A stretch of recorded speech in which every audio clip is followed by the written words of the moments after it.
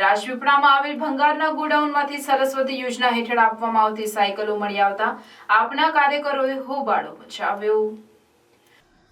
સરસ્વતી સાધના યોજના હેઠળ આપવા માટેની સાયકલો જિલ્લા અને તાલુકા સ્તરે શાળાઓને અપાતી હોય છે। શાળાની જવાબદારી એટલી જ હોય છે કે જરૂરિયાતમંદ ગરીબ વિદ્યાર્થીનીઓને એ સાયકલો આપવી, પરંતુ રાજપીપળાના ભંગારના ગોડાઉનમાં સરસ્વતી સાધના યોજનાની સાયકલોનો પહોંચી જતા અનેક સવાલો ઊભા થયા છે। નર્મદા જિલ્લા આમ આદમી પાર્ટીના લોકોએ ફરિયાદ કરતા ભંગારના ગોડાઉનમાંથી 20 જેટલી સાયકલો મળી આવી છે, જેના પગલે સમગ્ર મામલો પોલીસ સ્ટેશને પહોંચ્યો હતો।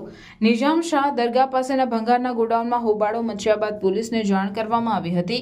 Town PI આર.એસ. ડોડિયા અને પોલીસ સ્ટાફ સાથે ભંગારના ગોડાઉન પર પહોંચ્યા અને સરકારી યોજનાની આ સાયકલો કઈ શાળાની છે, આ સાયકલો કોણે ભંગારમાં આપવા, કોણે સૂચના આપી સહિતની તપાસ હાથ ધરી છે।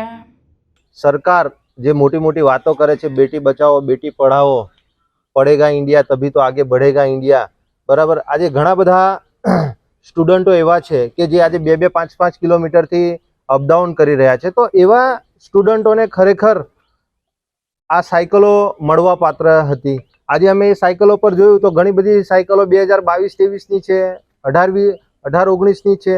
તો આટલા બધા મોટા પ્રમાણમાં જે આ સાયકલોનો જથ્થો આજે અહીંયા ગાડી ભંગારની દુકાનમાં અમને જોવા મળ્યો, એવી તો જિલ્લામાં ઘણી બધી શાળાઓમાંથી આવા ભંગારીઓને આ શિક્ષકો અને જે પ્રતિનિધિઓ છે એ લોકો દ્વારા વેચવામાં આવી રહી છે।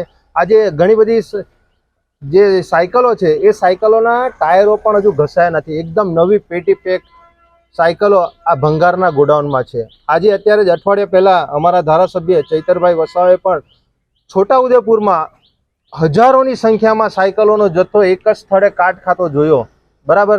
તો સરકાર આ ખૂબ મોટા પ્રમાણમાં ભ્રષ્ટાચાર કરી રહી છે।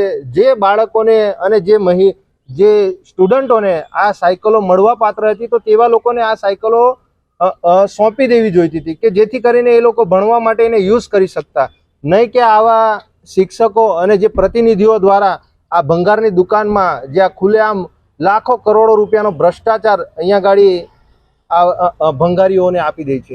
આ શાળા પ્રવેશોની સાયકલો છે, બરાબર। હજુ સાયકલો પરથી કલર પણ ગયો નથી।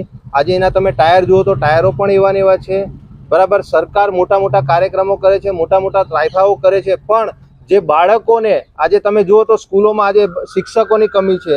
આજે ઘણી બધી શાળાઓ જર્જરિત છે। ભંગારીએ તમને શું કીધું, કોને આપી એને આ સાયકલ? ભંગારીઓએ કીધું કે અમને આજુબાજુની નજીકની 2-3 સ્કૂલોમાંથી આપી અને આવી સાયકલો તો આવતી જતી હોય છે, બરાબર। એ હવે પ્રશાસનનો વિષય છે કે આ બાબતે કેટલા યોગ્ય પગલાં લે છે। નિરંજનભાઈ વસાવા, નર્મદા જિલ્લા પ્રમુખ।